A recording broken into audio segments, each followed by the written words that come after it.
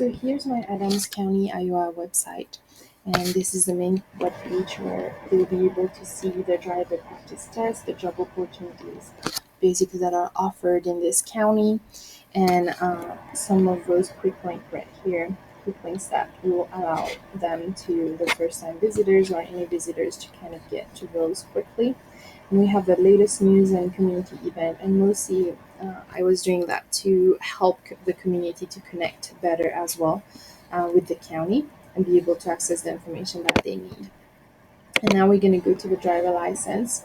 So right here is basically the section where they're going to be inputting the zip code, and I implemented that image to kind of put a little more contrast right here. And then the result is going to be right below. And the third section is basically for them to see what requirements are needed ahead of time before they go. Now we're going to go to the voting precinct web page, and I wanted to keep the consistency and repetition with those that I just did previously. So I implemented the image and the colors right here that I use. Where do I vote, and then the results. And I also implemented this map right here, which, like you can see, those two are the same listed up there, so they can just click on that to be able to have their phone just taking them to the location ahead of time as well. And then we have the county history. So right here, they can go ahead and look around and see a little bit of the history of the county of Iowa. They can read about it. I put that right here. So if they're interested to read more, they could go, and it will just expand the page for them to go through. So that is the website. And basically that's for a bigger screen. So now I'm going to go ahead and show you what I have for um, smaller screen right here, if I can access it. Okay, right here.